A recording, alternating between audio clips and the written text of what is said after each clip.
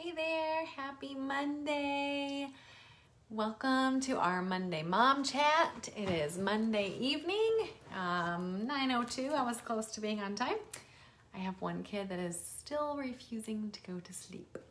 And my kids are pretty good at early bedtimes. They're not the best sleepers in the world, but we do stick with our early bedtimes around here. So somebody else, please tell me that your kids are still awake and refusing to go to sleep like mine.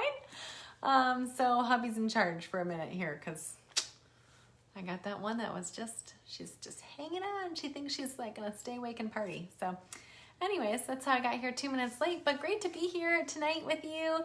If you haven't been here before and it's your first time being here, or maybe you're catching the replay later on our Facebook page or on YouTube, I am Katie and I am one of the literacy ladies. Krista is my the other literacy lady, one of my besties and my business partner, and Krista and I are teachers and moms and friends, and we started our business years and years ago as a way to help support kids further by supporting their families. So we support parents as you help your kids learn, and we do that in a lot of different ways, but one of them by providing the literacy camp. So we provide a summer camp space for families to send their kids in person when we have that, or there's a virtual option for families this year. And we've also got other parent resources and things that we share with you, and tons of free content. So if you are hanging out with us here on our Facebook page, we've got a Monday Mom Chat here for you every Monday night where we share tips with you. We do not know everything, of course. We love to learn from our community that hangs out with us here too, but as teachers who have spent time really digging deep as reading specialists into what we believe helps kids the most in the area of reading and literacy, and then seeing how that has impacted our parenting, we want to just be able to share ideas with you and strategies to help you help your kids learn. And it truly takes a village. We just want to be a part of yours. So come hang out with us every Monday here. We'll share tips with you. Our blog also has lots and lots of resources for families. And if you have not picked up our free parent guide, we do have a free parent guide. It's called 9 Steps to Keep Your Kids Busy and Learning While You Work. Or it's perfect for those of you maybe that are stay-at-home moms or homeschool families, or whatever kind of, the abundance of situations everybody's got going on. It's truly just all of our best tips to get your kids learning independently that we threw into one beautiful, I say threw, but Krista made it look all fabulous, 9-page guide that you can just print off, have on your fridge, ready to go. It is filled with ideas that you can use all summer long or all year round to help your kids learn. And that's the best place to kind of gather all of our tips for free in one spot. So you can get that at theliteracyladies.net. I'll put a link to it in the comments or the description here as well. And yeah, you can find it pretty easily on our website. You can also find it easily. We share it often in our Facebook group. So if you're not a part of our Facebook group already, that's another great place that we hang out with parents to share ideas with each other. And it's a really fun, great community of other moms sharing ideas there often as well. So you can find that if you just type in the Literacy Ladies for Parents of Elementary Kids. You can find that Facebook group and come join us there too. So anyways, that's a bit of us in a nutshell, but thanks for being here. Hey, if you are here or even watching later on the replay, will you say hello in the comments and share with us, what is the weather like where you are? We have had the craziest, weirdest Michigan weather around here. We've had like tornado warnings and rain, and then super hot and sunny. So just for fun, say hi in the comments. Tell us what's the weather like in your area. Tonight for our Monday Mom Chat, if you've read the description, we're going to share some book ideas with you. We're here tonight to share a summer reading list.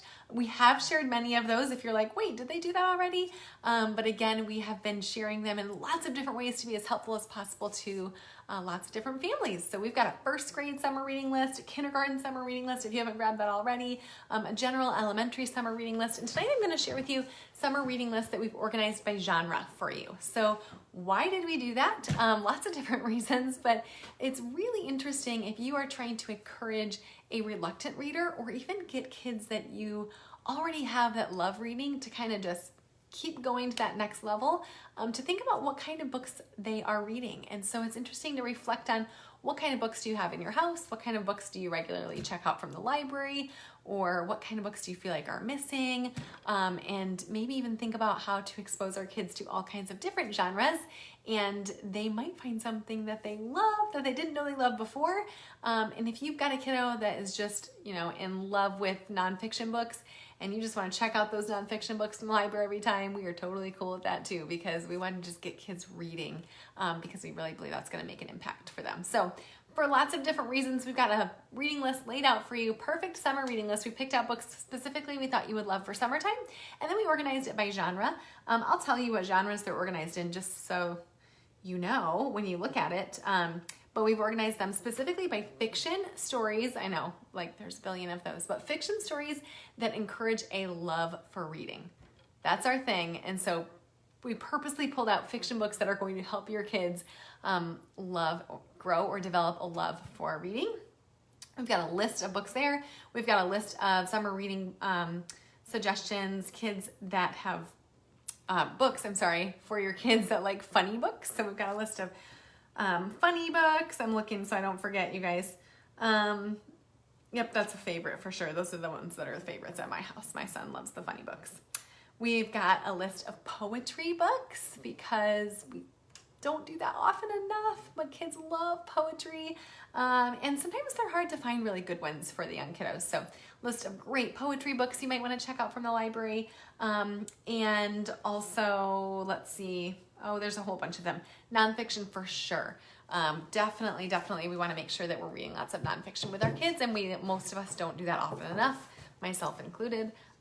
So it's good to be really intentional about that too. So we've got a whole list for you up on the blog, genre organized list. I just grabbed a few. This is a small stack from the larger list that's there for you, and I'll put a link to that in the comments or the description here for you as well. But I'm going to go through just a few of them with you so that you have some ideas, and maybe you want to jot them down and put them in your next library order to pick up for free, or go check them out in the library next time you're there, or grab the Amazon links in our blog post and throw them in your Amazon cart. Most of them are pretty cheap too if you're looking to grow a home library and get a few more books in your home. Here we go. I'm starting with the poetry books, or a couple of them from my list. This one is called Old Elm Speaks, and it is by Christine O'Connell George. It's a really beautiful poetry book. I know it's not perfect when you're looking in the video here, but really beautiful illustrations, and they're all obviously poetry poems that are about nature and the outdoors, and so they're perfect for summertime and for exploring outside, reading them outside, or talking about being outdoors. Even great for encouraging your kiddos to write their own poems after they read these. So really beautiful poetry, great language. Kids of all ages will love this one, and parents I think will love it too. So it's called Old Elm Speaks, and they're all tree poems that you would enjoy. So that's a good one to grab for some poetry with your kids, and that's specifically nature focused. Here's another one, sticking with the nature theme. We gotta get outdoors this summer, right? This one is called A Leaf Can Be. It's organized more like a picture book. It is by Laura Purdy Salas. Hopefully I said her name correctly. So it's written more, it reads kind of more like a picture book, a format that your kiddos are going to be familiar with, but again, really beautiful language in here, and a lot of opportunities for kids to think about vocabulary, because it's talking about all the different things that a leaf can be. A leaf can be a mouth filler, and you can see the giraffe, it's eating the leaves there, or a ground warmer, and then you can have conversation about the leaves that have fallen and are on the ground. So those are just some examples, but really great fun language in here, and great little figurative language lesson that you can have with that one. A Leaf Can Be, that's a fun, easy one. All right, I think, one more poetry book I have here. This one's called A Pocket Full of Poems, and that one is by Nikki Grimes. There's some really great summer poems in here as well, or this one's a spring poem, but they're all like separate poems in there as well. It's a poetry collection, similar to this first one that is a poetry collection as well. So Nikki Grimes' A Pocket Full of Poems. That's one that you'll want to check out from the library as well. All right, I'm going to move into a small stack that I have for you that are nonfiction books. So just a couple actually that I have here. There's a larger list on the blog, but a couple nonfiction books. Again, nature. We know you want to be outside this summer. Tell Me Tree. This is a really fun one. Tell Me Tree, especially for kiddos that are really interested in nature or in nonfiction. It says all about trees for kids. It's by Gail Gibbons. Gail Gibbons, if you don't know her as an author, is like the best author for children's books, nonfiction, like nonfiction children's books. She's got them all. So this one is set up, you can see it really can teach your kids so many different things about nonfiction with like the labels and captions and really great illustrations. And so it's a great nonfiction book of all kinds of different trees. So you could read this book together, go out and look for the different leaves, different trees, see if you can identify them. You could go on a hike. There's a world of different activities you could do with this book, or you could just read it. I mean, you don't have to make things complicated, parents, right? Some of you are like, I don't want to plan all those things. Just read the book. That's cool too. But it's a really great nonfiction read called Tell Me Tree by Gail Gibbons. Here's my next nonfiction one. My kiddos love this one, even my littlest one, because she loves the pictures. It's called Elephants, Amazing Animals, Elephants. It's a Scholastic book, and this one is by Kate Riggs, and this one has all real photographs. So it's interesting to have the conversation, if you haven't, with your kiddos when you're looking at nonfiction books, between illustrations and photographs. A lot of times our kids use those words interchangeably when they're looking at books, and that's something like little teacher tip that teachers help students to recognize when they're looking at nonfiction, the difference between photographs, so real photographs, and illustrations. So this is a nonfiction book that's filled with real photographs, and they are beautiful photographs and really great nonfiction text. Mine's falling apart. It's well loved. That's what I call it. When the books have just been used so much, the pages are falling right out. But this is definitely one that you'll want to check out from the library, or throw in your Amazon cart. This is the cheap one, I think. So it is Amazing Animals, Elephants by Kate Riggs.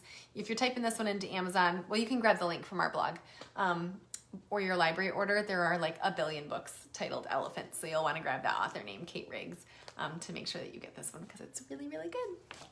All right, I'm gonna go into, let's see, I'll do this one quickly. This is on our list of books that help kids to love reading or to get excited about library, and I know we've talked about this one before. So Library Lion is one of our favorites, and that one is by Michelle Knudsen, and about a lion that visits the library. It's just absolutely adorable and lovely in all the ways, but I know we've talked about it a lot, so that one's on our list.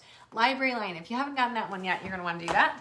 And these are my funny books. So 2 books that are on my funny book list that are gonna make your kids giggle. And actually another one I don't have here that I should tell you about too, making your kids giggle, is the book with no pictures. If you haven't done that one before, that one is really funny. Kids will like roll with laughter over that one. And then I think our list actually says Diary of a Spider, but the one I had at my house that I just grabbed was Diary of a Worm. And that is by, oh my goodness, Doreen Cronin. So Diary of a Worm, they are, all these books, Diary of a Worm, Diary of a Spider, I think there are several of them. They're fiction stories, obviously, but they have like nonfiction facts inside of them. They like teach you about a worm's life. And then of course, like lots of silly things that are not real or nonfiction are woven in there. And they're written kind of like a diary entry with the date. And then it's, your kids get to experience voice, because it's the worm that is talking in the story, or the spider that's talking in Diary of a Spider, and they say all kinds of hilarious things. So Diary of a Worm or Diary of a Spider, those are both by Doreen Cronin, and they are books that your kids will love. They're so funny, and also they're great ones to encourage journal writing too. So if you're trying to get your kiddos to write more this summer, these would be great ones to read and then talk about how they set up a journal with the date, and sometimes, you know, the worm or the spider writes like just a couple sentences that are really silly, and then how your kids could try that out as well. So it's another good one for encouraging writing. And then last one, I'm sure you've probably heard of, but it's too wonderful not to mention, and that's The Day the Crayons Quit. There are a few of these, I think now. It's kind of become a series. But The Day the Crayons Quit, and it goes through all the different colors, all the different color crayons in the book, and they talk about why they're quitting and leaving the crayon box forever, and it's very dramatic and funny, and your kids will giggle a lot. Okay, so The Day the Crayons Quit, if you haven't read that one with your kiddos. You'll notice a couple of these are longer books. They are not too long for littles. You just want to read like 1 page a day, and some of them are a great setup to be able to do that. So if you're reading The Day the Crayons Quit, you could even put a bookmark in and just read about 1 crayon a night as you're doing bedtime stories. Almost like an introduction to how it would feel to read a chapter book. But it's obviously a picture book that's super engaging, The Day the Crayons Quit. So that's on our list of funny books. There are so many more. I'll make sure that I put a link in the comments here to the blog post that details all of our best summer read-alouds or reading list books to put on your list to read with your kids. And those are all listed in the blog. So you don't have to remember. Hopefully you didn't take notes. You can just go right to that blog. I'll put the link in and you can grab them all there. So I hope you found a couple that you will enjoy. I see a couple people hopping on now, so you guys watch the replay. I shared several books that I think you're gonna love. And again, you can grab them at the link in the blog post as well. All right, hey, that's it for my list of books to share with you tonight. If you haven't signed up for Virtual Literacy Camp yet, make sure that you do that. We've got a whole nother list of books that we have handpicked to read to your kids. So as I was just sharing all of these fun ideas for how you can grab the good books, read them to your kids, do the fun activities and the nature walks and all the things that I just shared with you. Those are great ideas, and we hope you do them all if it's helpful to you. But we also want to do some of that stuff for you because we know your hands are already full. So go sign up for Virtual Literacy Camp, and we're going to give the reading lessons, the writing lessons, an entire week's worth of content, you guys, that's planned out for you. It is not sit in front of a screen consumption. That's not what Virtual Literacy Camp is. We're going to give you breakfast ideas, lunch ideas, snack ideas that are all planned out, fun things, ways for you to engage in learning with your kids, printable activities for your kids to work on independently. After their reading and writing lessons, they're encouraged to then go read and write independently with real books and write with real authentic purpose. So those video lessons are great introductions to then the real learning and also more learning that comes after it. So Virtual Literacy Camp is sold per household.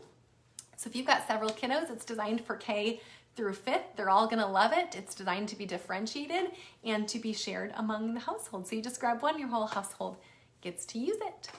Let us know if you have any questions. You can find all that information on literacyLadies.net as well. And we hope to see some of your kids this summer at Virtual Literacy Camp. It's live. It's already up and live. So we have families that are doing it and loving it and enjoying it. So if you go purchase it today, it'll be in your inbox in 10 minutes and you can use it tomorrow. So, all right, have a wonderful evening and happy reading.